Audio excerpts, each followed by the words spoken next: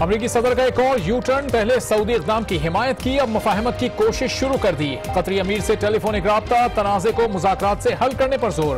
White house میں مذاکرات کرانے کی پیشکش، ریاض نے ٹرمپ کی ثالثی کی پیشکش مسترد کر دی۔ امیر کویت قطری ہم منصب سے ملاقات کے بعد واپس روانہ۔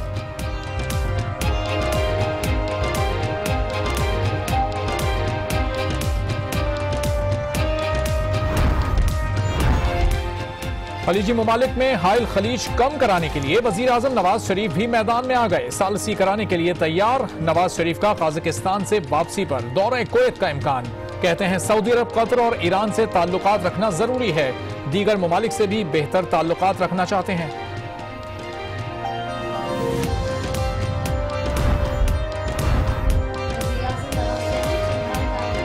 اجلاس میں شرکت کے لیے آستانہ پہنچ گئے۔ کل پاکستان اور بھارت باقاعدہ طور پر تنظیم کے رکن بنیں گے۔ نواز شریف کی بھارتی وزیر اعظم نریندر مودی سے ملاقات بھی متوقع۔ کیا دونوں ممالک کے تعلقات پر جمی برف پگھل سکتی ہے؟ سب کو شدت سے انتظار۔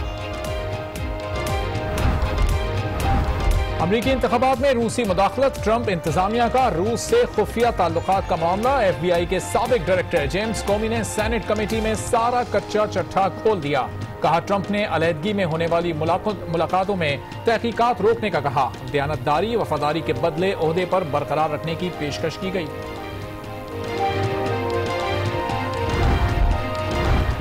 وزیر اعظم کے بیٹوں کی پیشیوں پر پیشیاں، حسن نواز کی جے آئی ٹی میں دوسری پیشی، 5.5 گھنٹے تک پوچھ گچھ کی گئی۔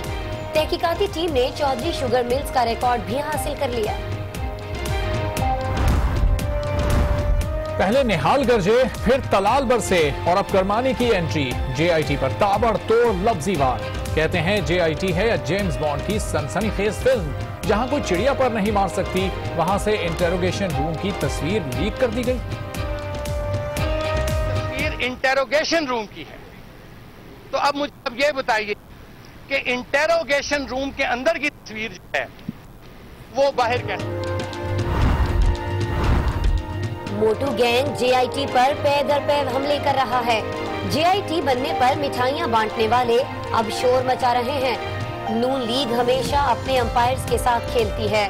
کپتان کے سیالکوٹ میں تابڑ توڑ باؤنسرز، کہتے ہیں کہ حسین نواز کی تصویر نکل آئی تو کیا قیامت برپا ہو گئی۔ وہ کرپشن کے ملزم ہیں، ان کی تلاشی لی جا رہی ہے۔ یہ وہ حکمران ہیں کہ اگر ان کو سپریم کورٹ کی بنائی جے آئی ٹی میں بلایا جائے تو ان کی شان میں کمی آ جاتی ہے۔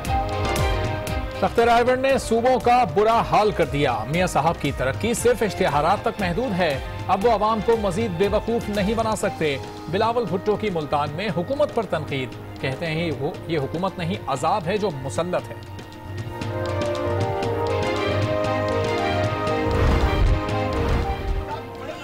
شیخ صاحب نے نہیں سمجھ جا کے پچھا کو شیخ صاحب میں تو ریکویسٹ کرنا میرے حق لال نے پیسے دیو تسی کوئی چھٹی لے کے لا الہ الا اللہ محمد رسول اللہ شیخ کیسر محمود سیکرٹری جنرل اوورسیز انہیں کو لے گیا سی شیخ کیسر محمود نے میرے نال آکشن پہ دیا ہوئے۔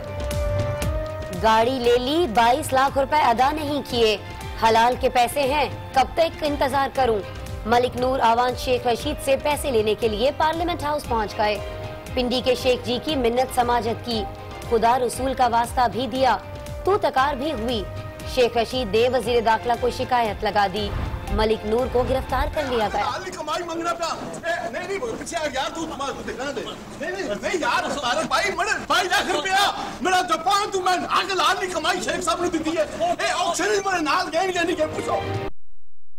پیسے مانگنے پر شیخ رشید کا پارا ہوا ہائی، ملک نور آوان کے خلاف تھانے جا کر رپورٹ لکھوائی، جان سے مارنے کی دھمکی کی دفعہ بھی شامل، کہتے ہیں اگر کچھ ہوا تو نواز شریف اور شہباز شریف ذمہ دار ہوں گے۔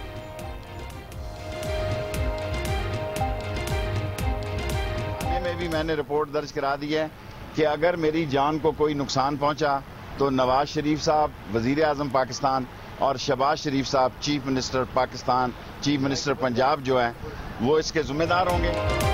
ملک نور آوان کی وزیر اعظم، صدر مملکت اور دیگر لیگی قائدین کے ساتھ تصاویر سوشل میڈیا پر وائرل۔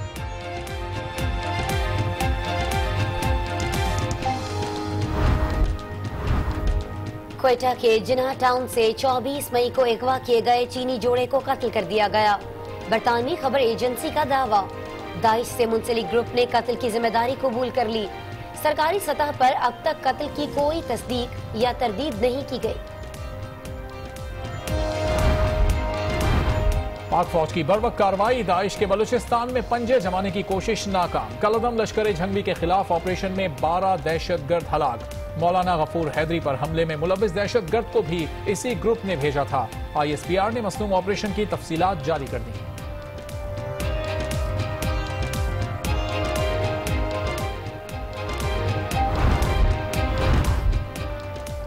آرمی چیف کا تربیلا کے قریب SSG کمانڈوز کے تربیتی مرکز کا دورہ، کہتے ہیں کہ دہشت گردی سے مل کر لڑنے کی ضرورت ہے۔ دہشت گردی سے نمٹنے کے لیے پاک فوج کے پاس قابل قدر مہارت اور صلاحیت موجود ہے۔ ہیگ میں صدر عالمی عدالت انصاف سے پاکستانی اور بھارتی وفد کی ملاقات، کلبھوشن جادیو کیس کی سماعت کے شیڈیول پر بات چیت۔ بھارتی وفد کی جادیو کی سزا ختم کرنے کی درخواست۔ اٹارنی جنرل اشتر اوصاف کہتے ہیں عالمی عدالت سزا ختم نہیں کر سکتا، عالمی عدالت جلد سماعت کے شیڈیول کا اعلان کرے گی۔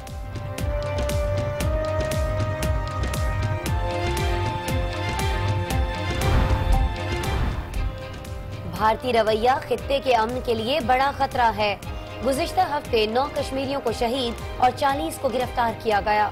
مقبوضہ کشمیر میں بھارتی مظالم پر گزشتہ روز جنیوا میں رپورٹ جمع کرا دی گئی۔ ترجمان دفتر خارجہ نفیس ذکریہ کی بریفنگ۔ بھارتی آرمی چیف کی پاکستان اور چین کو کھلی دھمکی، کہا پاکستان چین اور اندرونی صورتحال سے جنگ لڑنے کے لیے تیار ہیں۔ 17 اسٹرائک کور کو پہاڑوں پر جنگ لڑنے کے لیے تیار کیا جا رہا ہے۔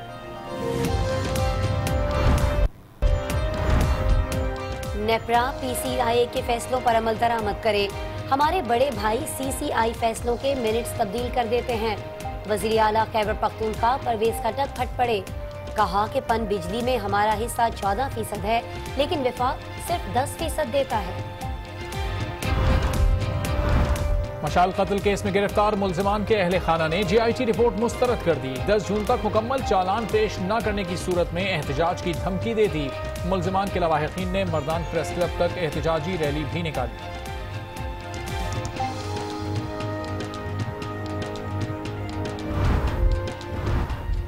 برطانیہ میں عام انتخابات کے لیے پولنگ جاری، دارالعوام کی 650 نشستوں پر پولنگ ہو رہی ہے اور اس پولنگ کے دوران 3000 سے زائد امیدوار مد مقابل ہوں گے۔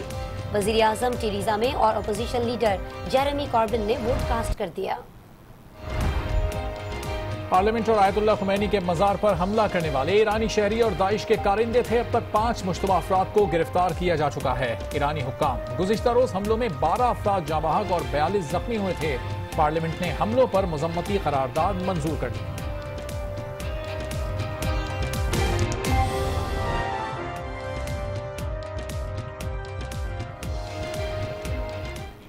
السلام علیکم ناظرین، آج 9 بجے کے ساتھ میں ہوں آسماء اقبال اور میں ہوں ارباب جہانگیر۔ ہمارے آج کے بلیٹن کے اہم موضوعات ہیں یہ۔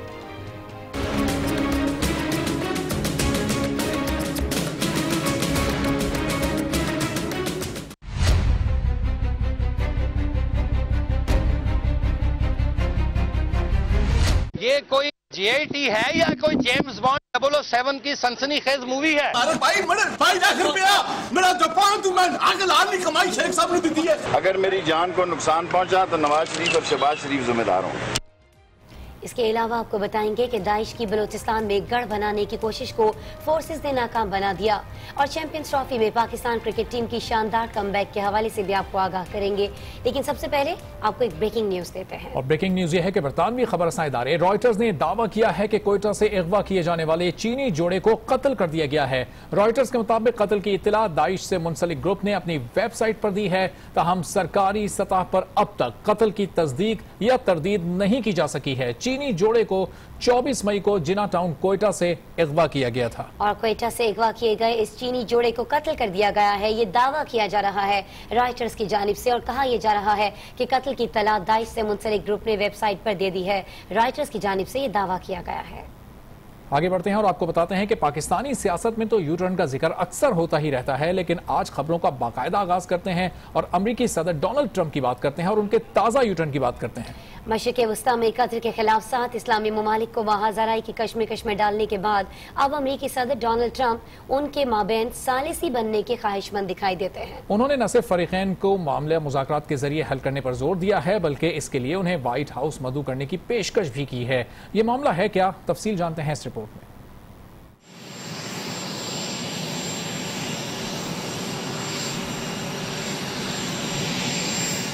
सऊदी अरब के दौरे से लौटने के बाद अमरीकी सदर डोनाल्ड ट्रंप आलमी दहशतगर्दी के मामले पर कतर के मुबैना मनफी किरदार के कायल नजर आए।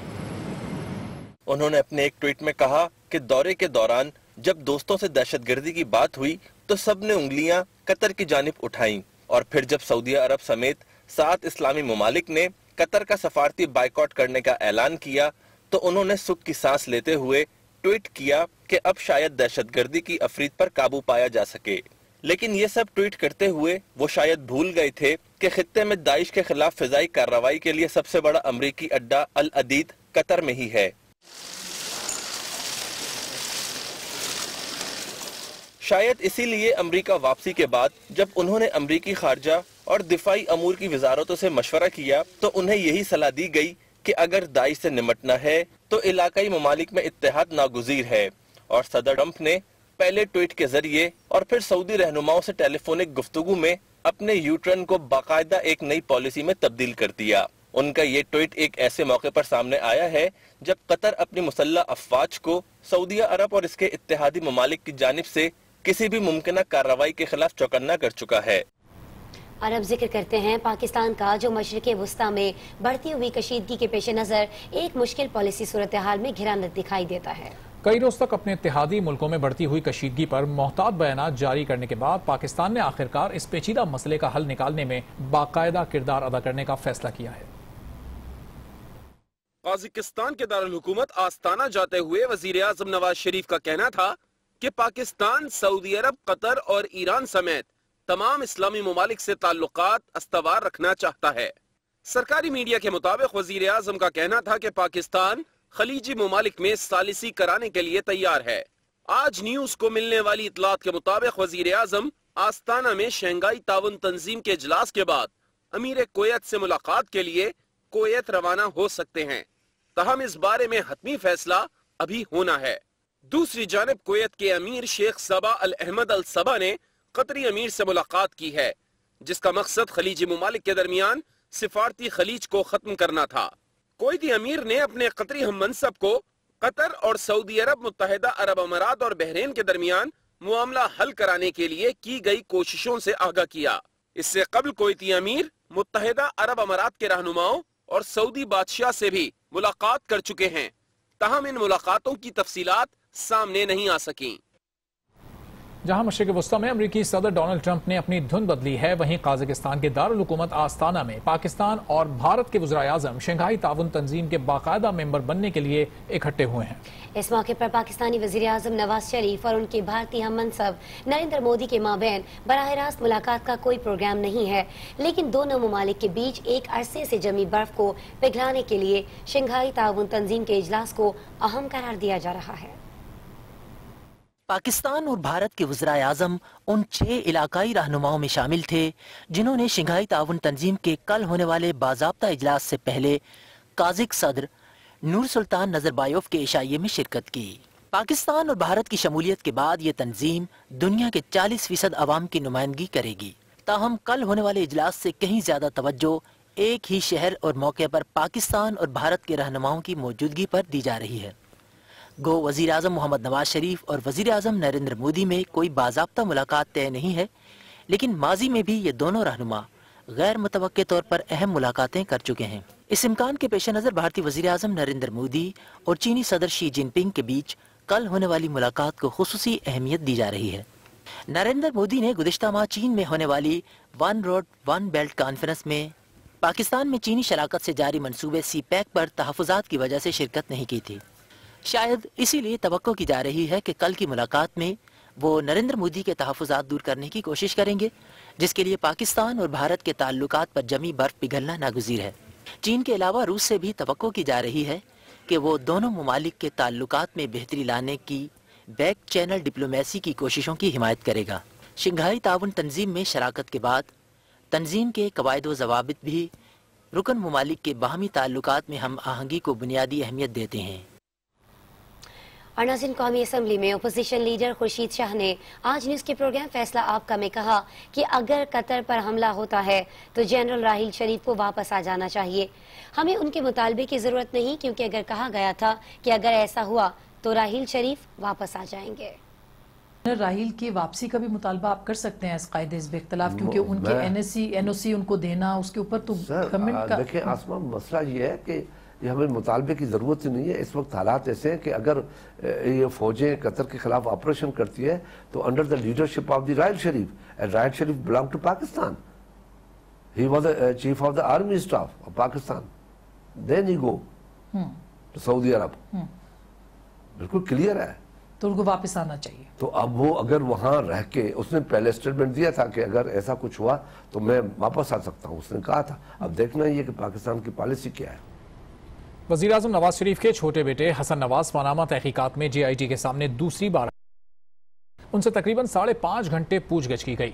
پاناما سکینڈل میں وزیر اعظم اور ان کے دونوں بیٹوں کے خلاف تحقیقات کے لیے مشترکہ ٹیم کا اجلاس جوڈیشل اکیڈمی اسلام آباد میں ہوا۔ وزیر اعظم کے چھوٹے بیٹے حسن نواز دوسری بار پیشی کے لیے وہاں پہنچے تو باہر موجود مسلم لیگ نون کے کارکن ان کی حمایت میں نعرے بازی کرتے رہے۔ حسن نواز نے تقریباً 5.5 گھنٹے وہاں گزارے اور جے آئی ٹی کے سوالات کے جوابات دیے۔ وہ اپنے ہمراہ دستاویزی ثبوت اور شواہد بھی لائے تھے۔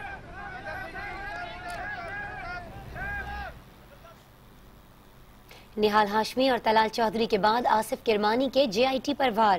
کہتے ہیں کہ یہ جے آئی ٹی ہے یا جیمز بانڈ کی سنسنی خیز فلم، جہاں کوئی چڑیا پر نہیں مار سکتی، وہاں سے انٹروگیشن روم کی تصویر لیک کر دی جاتی ہے۔ نہال ہاشمی اور طلال چودھری کے بعد مسلم لیگ نون کے رہنما آصف کرمانی بھی جے آئی ٹی کے خلاف میدان میں آ گئے۔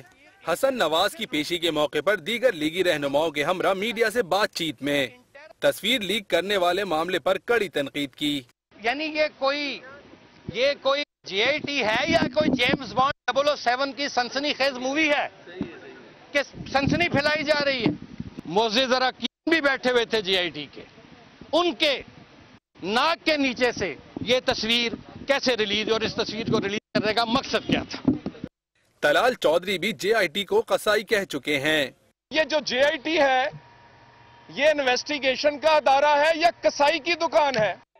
اس سے پہلے نہال ہاشمی نے بھی جے آئی ٹی کا نام لیے بغیر جوشیلا خطاب کیا تھا۔ حساب لینے والوں، ہم تمہارا یوم حساب بنا دیں گے۔ جنہوں نے بھی حساب لیا ہے اور جو لے رہے ہیں، کان کھول کے سن لو، ہم نے چھوڑنا نہیں تم کو۔ آج حاضر سروس ہو، کل ریٹائر ہو جاؤ گے۔ تمہارے بچوں کے لیے، تمہارے خاندان کے لیے پاکستان کی زمین تنگ کر دیں گے ہم۔ تنقید اور حملے اپنی جگہ، تاہم آصف کرمانی کہتے ہیں کہ چینل پر بیٹھے کچھ لوگوں کی خواہش ہو سکتی ہے کہ تصادم ہو۔ ہم اداروں پر اعتماد اور یقین رکھنے والے ہیں، ایسا کچھ نہیں ہوگا۔ پیپلز پارٹی کے چیئرمین بلاول بھٹو زرداری نے جے آئی ٹی کے بارے میں نون لیگ کے رویے پر شدید تنقید کی ہے۔ ملتان میں کارکنوں سے خطاب کے دوران بلاول بھٹو نے کہا کہ حکمران سپریم کورٹ کی بنائی گئی جے آئی ٹی کے سامنے پیش ہونے کو اپنی توہین سمجھتے ہیں۔ یہ وہ حکمران ہیں کہ اگر ان کو سپریم کورٹ کی بنائی گئی جے آئی ٹی میں بلایا جائے تو ان کی شان میں کمی آ جاتی ہے۔ سوال پوچھا جائے تو یہ کہتے ہیں کہ ان کی تذلیل کی جا رہی ہے۔ ان کے ہی افسران، ان کے ہی وزیروں کی تذلیل کرے تو کوئی بات نہیں، ان کے وزیر عوام کو چور کہہ کر تذلیل کرے تو خیر ہے۔ یہ اداروں کو دھمکیاں دے، گالیاں دے، سپریم کورٹ پر حملہ کر کے اس کی تذلیل کرے تو کوئی مسئلہ نہیں۔ اور اگر قوم کی لوٹی ہوئی دولت کا حساب مانگا جائے، پاناما میں آف شور کمپنیز اور لندن میں فیئر فلیٹس کے بارے میں سوال کیا جائے تو ان کی تذلیل ہوتی ہے۔ ادھر پاکستان تحریک انصاف کے چیئرمین عمران خان نے کہا کہ نون لیگ ہمیشہ اپنے امپائرز کے ساتھ کھیلتی ہے۔ JIT کو متنازع بنانے کے لیے یہ اپنے لوگوں کو استعمال کر رہے ہیں۔ سیالکوٹ میں شوکت خانم فنڈ ریزنگ کے موقع پر میڈیا سے گفتگو کرتے ہوئے عمران خان نے کہا کہ مسلم لیگ نون کے پاس اگر اپنے امپائر نہ ہو تو یہ سمجھتے ہیں کہ امپائر ان کے خلاف ہیں۔ سارے درباری اس وقت شریف خانے میں لگے ہوئے ہیں۔ صرف اور صرف مقصد ہے کہ اگر شریف پھر بچ جائیں، یہ ہمیشہ بچتے رہے ہیں، کبھی مشرف کا NR ہو، کبھی چارٹر آف ڈیموکریسی مل کے آصف زرداری کے ساتھ، اور اس سے پہلے انہوں نے اصغر خان کیس تھا، وہ بھی 25 سال سنا نہ گیا، پھر آخر میں ابھی FIA کے پاس پڑا ہوا جنہوں نے پیسے لیے تھے ISI سے، تو یہ ساری ہمیشہ بچتے رہے ہیں۔ چیئرمین تحریک انصاف نے کہا کہ حسین نواز کی جو تصویر وائرل ہو رہی ہے اس میں کون سی قیامت آ گئی؟ کرپشن کے ملزم ہیں، ان کی تلاشی لی جا رہی ہے، ان کے پاس JIT میں دینے کے لیے کچھ نہیں، قطری شہزادہ بھی JIT کے سامنے پیش نہیں ہوگا۔ عمران خان کا کہنا تھا کہ JIT کو متنازع بنانے کا مقصد یہ ہے کہ شریف خاندان پھر بچ جائے۔ JIT بننے پر مٹھائیاں بانٹی گئیں، لیکن جب تلاشی ہوئی تو انہوں نے شور ڈالنا شروع کر دیا۔ اب پورے حملے ہو رہے ہیں JIT کے اوپر۔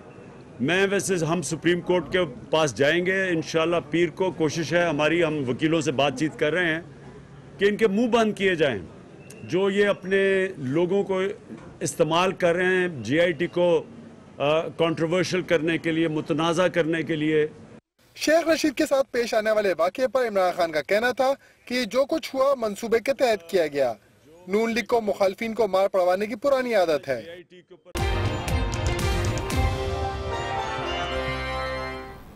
Welcome back. بات کریں گے شعلہ بیاں مقرر شیخ رشید احمد کی، جو آج مشکل میں پھنس گئے۔ پارلیمنٹ سے باہر نکلتے ہوئے ایک شخص نے ان کو گھیر لیا اور رقم کا تقاضا کرنے لگا۔ ملک نور اعوان مسلم لیگ نون جاپان کے صدر ہیں اور شیخ رشید نے ان کے 22 لاکھ روپے دینے ہیں۔ جلسوں میں جوشیلا خطاب کرنے والے شیخ رشید مقروض نکلے۔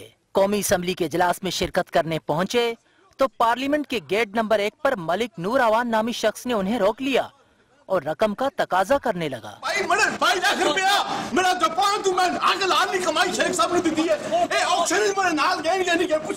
میڈیا کا ہجوم اور رقم مانگنے والے کے جارحانہ تیور۔ شیخ رشید نے تو پارلیمنٹ کے اندر ہی جانے میں عافیت سمجھی۔ شیخ صاحب میں تو ریکویسٹ کرنا میرے حق لال میں پیسے دیو تسی میرے پیسے میں لے کے میں کہہ رہا ہوں۔ بعد میں ملک نور اعوان نے میڈیا کو بتایا کہ وہ مسلم لیگ جاپان کے صدر ہیں اور شیخ رشید نے ان کے 22 لاکھ روپے دینے ہیں۔ یہ ایئرپورٹ پہ اچانک مجھے ملے، میں نے ان کو کہا شیخ صاحب آپ نے میرے پیسے دینے ہیں، کہتے ہیں شیخ کیسر صاحب سے بات کراؤ، میں نے ٹیلی فون پہ بات کرائی، کہتے ہیں میں ملک صاحب آپ کو پیسے دوں گا۔ انہوں نے بتایا کہ اس معاملے پر شیخ رشید کے خلاف تھانے میں درخواست بھی دے چکے ہیں۔ ویسے یہ میرا فون ہی نہیں اٹھاتے، آج میں اس لیے آیا ہوں کہ مجھے یہاں پہ ملے گے، میں ان سے ریکویسٹ کروں گا کہ خدا کے لیے میرے پیسے واپس دے، یا مسجد میں جا کے کہہ دے کہ خدا کے گھر میں میں کھڑا ہوں، میں نے آپ کے پیسے نہیں دے رہے تو میں اپنا کیس خدا کے سپوز کرتا ہوں۔ ملک نور اعوان کا کہنا تھا کہ شیخ رشید کئی برسوں سے اس رقم کو دبا کر بیٹھے ہیں، اب وہ رقم لیے بغیر نہیں جائیں گے۔ شیخ رشید نے رقم مانگنے والے ملک نور اعوان کے خلاف مقدمہ درج کرا دیا۔ وزیر اعظم اور وزیر اعلیٰ پنجاب کو بھی FIR میں نامزد کر دیا۔ ان کا کہنا ہے کہ مسلم لیگ نون کے گلو بٹ نے ان پر حملہ کیا، اگر انہیں کوئی نقصان پہنچا تو نواز شریف اور شہباز شریف ذمہ دار ہوں گے۔ میں حق لال کی کمائی مانگنا پڑا، نہیں پیچھے یار تو تمہارا دیکھنا دے، نہیں یار سارا بھائی 22 لاکھ روپیہ میرا جاپان تو میں حق لال کی کمائی شیخ صاحب نے دی ہے، اے آکسیجن میرے نال گئے نہیں کہ پوچھو۔ قرض خواہ کے تقاضے کے بعد شیخ رشید پارلیمنٹ واپس گئے اور اسپیکر کو معاملے سے آگاہ کیا۔ اسپیکر کی ہدایت پر وزیر داخلہ نے نوٹس لیتے ہوئے ملک نور اعوان کو گرفتار کرا دیا۔ ملک نور اعوان کی گرفتاری کے بعد شیخ رشید پارلیمنٹ سے باہر نکلے اور میڈیا کو بتایا کہ وہ اس شخص کو نہیں جانتے، حملہ نواز شریف اور شہباز شریف نے کرایا۔ مجھے پتہ نہیں ہے یہ کون ہے، لیکن کیونکہ ٹی ویوں میں آ چکا ہوگا اس نام سے میں FIR درج کرانے جا رہا ہوں۔ بعد میں شیخ رشید تھانہ سیکریٹریٹ پہنچ گئے جہاں انہوں نے واقعے کی FIR درج کرا دی اور مقدمے میں ملک نور اعوان کے علاوہ وزیر اعظم اور وزیر اعلیٰ پنجاب کے نام بھی لکھوا دیا اور لکھوایا کہ اگر ان کی جان کو نقصان پہنچا تو نواز شریف اور شہباز شریف اس کے ذمہ دار ہوں گے۔ ابتدائی رپورٹ میں نے دے دی ہے کہ اگر میری جان کو نقصان پہنچا تو نواز شریف اور شہباز شریف کو شامل تفتیش کی۔ وزیر اعلیٰ خیبر پختونخوا پرویز خٹک کہتے ہیں وفاق اور وابڈا بجلی چوری میں خود ملک، 1 سال کے لیے وابڈا ہمارے حوالے کر دیں، سسٹم ٹھیک نہ کیا تو چوروں والی سزا قبول کروں گا۔ وزیر اعلیٰ KPK نے وابڈا کا نظام سنبھالنے کی پیشکش کر دی۔ پرویز خٹک نے نیپرا میں پن بجلی منصوبوں کے ٹیرف میں اضافے کی سماعت میں شرکت کی۔ ان کا کہنا تھا کہ ہماری ڈیمانڈ 2500 میگا واٹ ہے، لیکن ہمیں 1800 میگا واٹ بجلی دی جا رہی ہے۔ انہوں نے کہا کہ بجلی کے خالص منافع پر مشترکہ مفادات کا فیصلہ آ چکا ہے۔ پرویز خٹک کا کہنا تھا کہ وفاقی حکومت بجلی کے ترسیلی نظام پر توجہ نہیں دے رہی، زیادہ بجلی بنا کر کیا حکومت سمندر میں ڈالے گی۔ آپ کو خبر دیں کہ پاک فوج نے بلوچستان کے دشوار گزار علاقے میں داعش کے خلاف 3 روزہ آپریشن کی تازہ فوٹیج جاری کی ہے، جس سے اس علاقے میں دہشت گردوں کے خلاف کارروائیوں میں حائل مشکلات کا بخوبی اندازہ لگایا جا سکتا ہے۔ اس آپریشن میں 12 دہشت گرد ہلاک کیے گئے اور پاکستانی فوج کا کہنا ہے کہ اس آپریشن سے داعش کے علاقے میں قدم جمانے کی کوشش بری طرح سے ناکام ہوئی ہے۔ اس آپریشن میں 12 دہشت گرد ہلاک کیے گئے اور پاکستانی فوج کا کہنا ہے کہ آپریشن سے داعش کی علاقے میں قدم جمانے کی کوشش بری طرح ناکام ہوئی ہے۔ بلوچستان کے علاقے مستونگ میں یہ اس غار کے ہیبت ناک مناظر ہیں، جہاں بیٹھ کر دہشت گرد ملک دشمن منصوبہ بندی کر رہے تھے۔ ISPR کے مطابق مستونگ آپریشن 1 سے 3 جون تک جاری رہا۔ 2 خودکش بمبار سمیت 12 ہارڈ کور دہشت گرد مارے گئے۔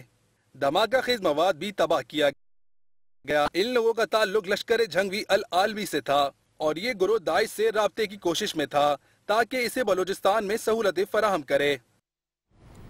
اور اب آپ کو بتائیں کہ army chief general Qamar Javed Bajwa کا کہنا ہے کہ دہشت گردی ایسی برائی ہے جس سے سب کو مل کر لڑنا ہوگا۔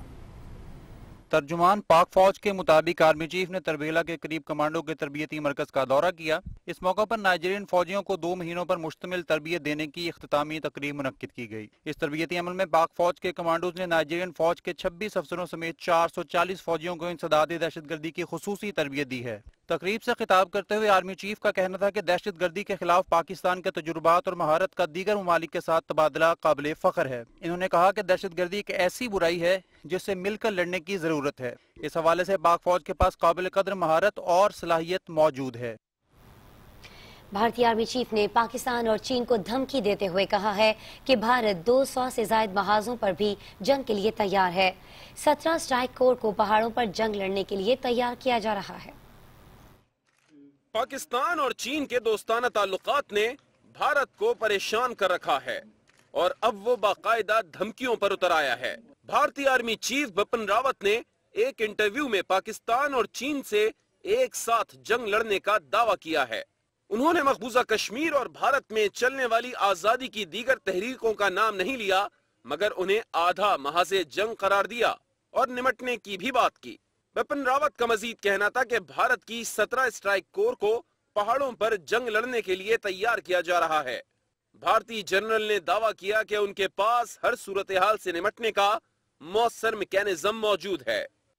ایک اہم خبر آپ کو دیں، صدر عالمی عدالت انصاف سے پاکستان اور بھارتی وفد کی ملاقات اور اس ملاقات میں جادیو کیس کی سماعت کے شیڈیول پر بات چیت ہوئی۔ عالمی عدالت جلد سماعت کے شیڈیول کا اعلان کرے گی۔ عالمی عدالت سزا ختم نہیں کر سکتی، یہ کہنا ہے اٹارنی جنرل اشتر اوصاف کا۔ بالکل، عالمی عدالت انصاف میں بھارتی جاسوس کلبھوشن کو سزا کے خلاف بھارتی درخواست کی سماعت کا شیڈیول جلد جاری کیا جائے گا۔ پاکستان نے بھی ایڈ ہاک جج تعینات کرنے کا ارادہ ظاہر کر دیا ہے اور پاکستانی اٹارنی جنرل کا یہ بھی کہنا ہے کہ پاکستان نے جو سزا سنائی ہے کلبھوشن کو، اس کو عالمی عدالت مسترد نہیں کر سکتے۔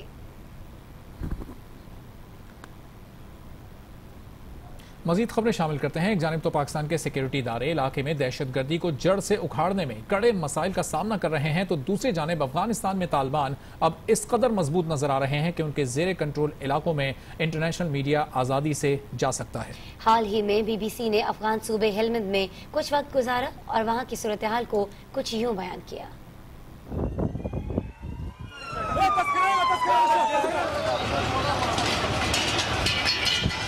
افغان سرزمین پر طالبان کی کسی بھی کارروائی کا الزام پاکستان پر لگانا افغان حکومت کا ایک طے شدہ لائے عمل ہے۔ شاید ایسا کرنے کا مقصد افغانستان کی اصل صورتحال کو دنیا سے چھپانا ہے۔ حال ہی میں افغان صوبہ ہلمند کا دورہ کرنے والی BBC کی ایک ٹیم نے اپنی رپورٹ میں کہا ہے کہ کندھار جانے والی کابل ہرات ہائی وے پر سنگین کے علاقے میں طالبان پوری آزادی کے ساتھ قابض ہیں۔ BBC کے مطابق اس علاقے میں آج بھی وہی منظر ہے جو طالبان دور میں کابل میں نظر آتا تھا، یعنی ہر جانب مرد ہی مرد، ہر کسی کی داڑھی اور عورتیں ندارد۔ اس دورے کے دوران بی بی سی کی ٹیم کی میئر نور محمد سے بھی ملاقات ہوئی، جو شہر کے بازار میں موقع پر ہی سزائیں تجویز کرتے ہیں۔ بی بی سی کا کہنا ہے کہ ان کے زیر کنٹرول علاقے میں وہ اس قدر مضبوط ہیں کہ وہاں بغیر کسی مسلح شخص کا سامنا کیے ہوئے میلوں تک کا سفر کیا جا سکتا ہے۔ بازاروں میں ویسی ہی گہما گہمی ہے جو افغانستان کے کسی بھی بازار میں نظر آتی ہے، اور اس کے ساتھ ساتھ آپ کو ایسی دکانیں بھی ملتی ہیں جہاں افغان فورسز سے چھینا ہوا اسلحہ سر عام بک رہا ہے۔ کلاشن کوف کی گولی 25 روپے میں تو مشین گن کی گولی 40 روپے میں مل رہی ہے۔ پھر ایک اسکول آتا ہے جو چلا تو طالبان رہے ہیں، لیکن اس کی فنڈنگ افغان حکومت کی جانب سے آ رہی ہے۔ گو طالبان کا کہنا ہے کہ اسکول میں مذہبی تعلیم کے ساتھ سائنس بھی پڑھائی جاتی ہے، اور وہ تعلیم نسواں کے خلاف نہیں، لیکن پورے اسکول میں کہیں بھی کوئی لڑکی دکھائی نہیں دی۔ اس دوران بی بی سی کی ٹیم کی طالبان کے نمائندوں سے بھی ملاقات ہوئی، جن کا کہنا تھا کہ وہ نہیں چاہتے کہ افغانستان اپنے ہمسایوں یا دنیا کے لیے مشکل بنے۔ Welcome back. مزید خبریں شامل کرتے ہیں۔ برطانیہ میں کروڑوں شہری آج اپنا حق رائے دہی استعمال کر رہے ہیں۔ ٹیسا میں وزیر اعظم بنیں گی یا جیرمی کاربن کو عہدہ ملے گا؟ عوام کا فیصلہ جمعے کی دوپہر تک سامنے آ جائے گا۔ ہر بار کی طرح برطانیہ میں انتخابات کے دوران اس بار بھی مقامی مسائل کو اہمیت حاصل رہی، تاہم بریگزٹ سب مسائل پر چھایا رہا۔ پولنگ کا آغاز برطانوی وقت کے مطابق صبح 7 بجے ہوا، جو رات 10 بجے تک جاری رہے گا۔ وزیر اعظم ٹریزا مے اور اپوزیشن لیڈر جیرمی کوربن نے بھی اپنے حلقوں میں ووٹ کاسٹ کیا۔ ووٹنگ کے لیے 40,000 پولنگ اسٹیشن قائم کیے گئے ہیں۔ سیکیورٹی انتہائی سخت رکھی گئی۔ انتخابات میں حکمراں جماعت کنزرویٹو پارٹی اور لیبر پارٹی کے درمیان کڑا مقابلہ ہونے کا امکان ہے۔ برطانوی دارالعوام 650 نشستوں پر مشتمل ہے اور حکومت بنانے کے لیے 326 سیٹوں پر کامیابی اراکین کی حمایت درکار ہوتی ہے۔ برطانیہ میں عام انتخابات کے لیے پولنگ کا سلسلہ جاری ہے۔ برطانیہ میں انتخابات سے متعلق بات کرنے کے لیے اس وقت ہم نے رابطہ کیا ہے سینئر صحافی اور تجزیہ کار جاوید سمرو صاحب سے۔ جاوید صاحب، برطانیہ کے عام انتخابات میں کس پارٹی کی کامیابی کے امکانات زیادہ روشن ہیں، اور ان انتخابات سے برطانیہ میں کیا کوئی تبدیلی بھی آ سکتی ہے؟ لیکن برطانیہ کے انتخابات میں اور کس پارٹی کا پلڑا بھاری ہے یہ کہنا فی الحال بہت مشکل ہے، اور برطانوی قوانین کے حساب سے جب تک پولنگ جاری رہتی ہے اس وقت تک اس پر تبصرہ کرنے کی اجازت نہیں ہوتی۔ تو اس لیے میں اس کے سیاسی معاملات میں جائے بغیر یہ آپ کو بتا سکتا ہوں کہ بہت زیادہ لوگوں نے اس دفعہ ووٹ ڈالے ہیں، اور دونوں بڑی پارٹیاں لیبر پارٹی اور کنزرویٹو پارٹی دونوں نے یہ دعوے کیے ہیں کہ ان کی جو سیاست ہے اور ان کی جو پولیٹیکل حیثیت ہے وہ کافی مضبوط ہے، اور ان کا خیال یہ ہے کہ دونوں یہ کہہ رہے ہیں کہ وہ ان کے جیتنے کے امکانات بہت زیادہ ہیں۔ لیکن ظاہر ہے کہ جب انتخابات ہوتے ہیں تو حتمی نتیجہ تو اسی وقت آتا ہے جب تو جاوید صاحب یہ بھی بتائیے گا کہ برطانیہ میں اس وقت حالیہ دنوں میں دہشت گردی کی جو لہر جاری ہے، یہ دہشت گردی انتخابی نتائج پر کتنا اثر ڈال سکتی ہے؟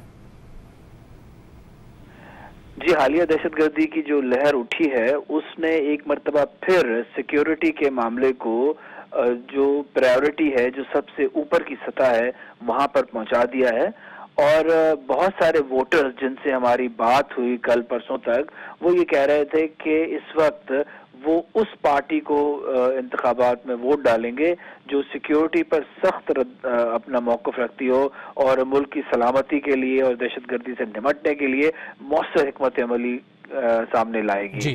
تو اس حساب سے کنزرویٹو پارٹی پہ یہ تنقید ہوتی رہی تھی۔ ٹھیک ہے جاوید سمرو صاحب، بہت شکریہ گفتگو کرنے کے لیے آج نیوز سے۔ اور ناظرین، امریکی ایف بی آئی کے برطرف ڈائریکٹر جیمز کومی کہتے ہیں کہ انہیں انتخابات میں روسی مداخلت کا پتہ چلانے کے لیے تحقیقات جاری رکھنے پر عہدے سے ہٹایا گیا۔ ڈونلڈ ٹرمپ کو ایمانداری کے بجائے وفاداری چاہیے تھی۔ You solemnly swear to tell the truth, the whole truth, and nothing but the truth, so help you God. Please be seated. F B I کے برطرف ڈائریکٹر جیمز کومی نے امریکی سینٹ کمیٹی کو بیان دے دیا ہے۔ انہوں نے ڈونلڈ ٹرمپ انتظامیہ کا کچھا چٹا کھول کر رکھ دیا۔ I was honestly concerned that he might lie about the nature of our meeting, and so I thought it really important to document. That combination of things I'd never experienced before, but it led me to believe I got to write it down, and I got to write it down in a very detailed way. James Comey کا کہنا تھا کہ صدر Trump سے علیحدگی میں 3 ملاقاتیں اور 6 بار ٹیلی فون پر بات ہوئی۔ ٹرمپ چاہتے تھے کہ F B I general Mike Flynn اور انتظامیہ کے خلاف تحقیقات روک دی جائیں۔ انہوں نے الزام عائد کیا کہ امریکی صدر نے دیانتدار وفاداری کے بدلے ایف بی آئی کے ڈائریکٹر کے عہدے پر برقرار رہنے کی پیشکش کی۔ I knew that there might come a day when I would need a record of what had happened, not just to defend myself, but to defend the FBI and our integrity as an institution and the independence of our investigative function. James कोमी के मुताबिक अमरीकी सदर ने कहा कि तहकीकात के बाइस वो अपना काम सही तरह से नहीं कर पा रहे हैं। बरतरफ डायरेक्टर FBI का कहना था कि अमरीकी सदर FBI पर अपना कंट्रोल चाहते हैं, जो FBI की गैर जानिबदारी के लिए खतरनाक बात है। और हमने जेम्स कॉमी की अमरीकी सेनेट कमेटी को इसी ब्रीफिंग से जानने के लिए राबिता किया है वॉइस ऑफ अमेरिका के नुमाइंदे अमान अजहर से। अमान अजहर, कहिएगा कि जेम्स कॉमी ने अमरीकी इंतखाबात में रूसी मुदाखलत पर मजीद क्या कुछ कहा है आज? सदर ट्रंप ने FBI के साबिक डायरेक्टर जेम्स कोमी को क्या ये हिदायत दी कि वो जो रूस की अमरीकी इंतखाबात में मुदाखलत है या ट्रंप कैंप के जिन अफराद के मुबैना राब्ते हैं रूस के साथ, क्या उस तहकीकात पे असरअंदाज होने की बिलावास्ता या बिलवास्ता कोशिश की गई या नहीं की? और अभी ये सिलसिला तमाम तहकीकात समेत सवालात और जवाबात का सिलसिला जारी है। जी अमान सर, ये भी कहिएगा कि जेम्स कॉमी ने जो दावा किया है कि डोनाल्ड ट्रंप ने उन्हें वफादारी के बदले ओहदे पर बरकरार रहने की पेशकश की थी, इस बारे में कुछ इत्तलात सामने आ पाई हैं, कितनी सच्चाई है इनमें?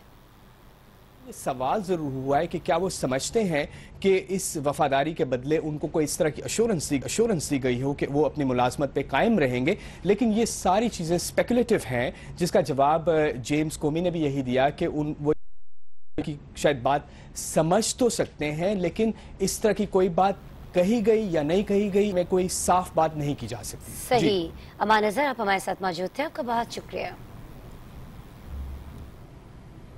ईरान की सुप्रीम नेशनल सिक्योरिटी काउंसिल का कहना है कि पार्लियामेंट और आयतुल्लाह खुमैनी के मज़ार पर हमला करने वाले ईरानी थे जिन्होंने दाइश में शमूलियत इख्तियार कर रखी थी।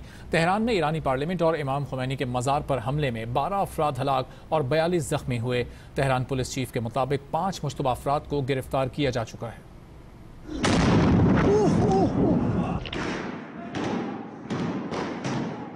ईरान की वजारत दाखिला के मुताबिक पहले 2 हमलावरों ने आयतुल्लाह खुमैनी के मज़ार को निशाना बनाया। एक हमलावर ने खुद को उड़ा लिया जबकि दूसरा जवाबी कार्रवाई में मारा गया।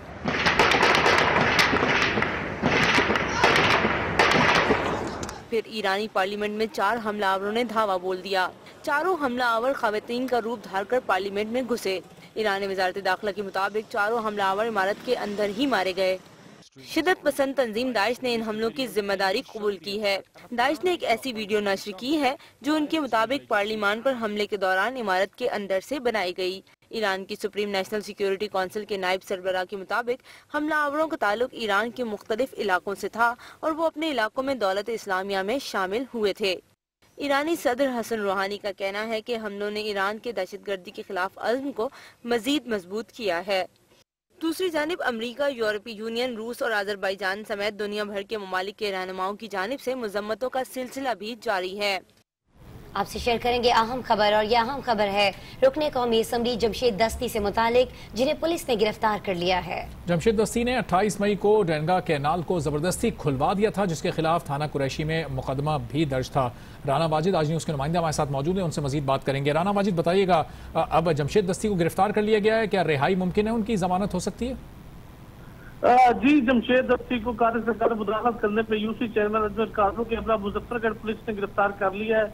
29 मई को थाना चौक कुरैशी के हदूद हेड कालू के नजदीक डींगा नहर को किसानों के एहतजाज पर जबरदस्ती खोल दिया था, जिस पर एसडीओ महकमा नार फर्रुख भट्ट की मुद्दईयत में थाना चौक कुरैशी में मुकदमा नंबर 377/17 दर्ज के तहत दर्ज किया गया था। जबकि जुमेरात के रोज जमशेद दस्ती इस्लामाबाद से वापसी मुजफ्फरगढ़ आ रहे थे। इन्हें मुजफ्फरगढ़ पुलिस ने मुजफ्फरगढ़ और लैया की हदूद में गिरफ्तार कर दिया था। जब ये पुलिस से उनकी रिहाई के बारे में बात हुई तो शख्सी जमानत पे अगर वो अप्लाई करें तो शायद उनकी जमानत मुमकिन है, लेकिन ताहाल तक उन्हें गिरफ्तारी के बाद नामालूम मकाम पर मुंतकिल कर दिया है। ठीक है, जमशेद दस्ती को गिरफ्तार करके नामालूम मकाम पर मुंतकिल किया गया है। राना वाजिद, बहुत शुक्रिया अपडेट करने के लिए।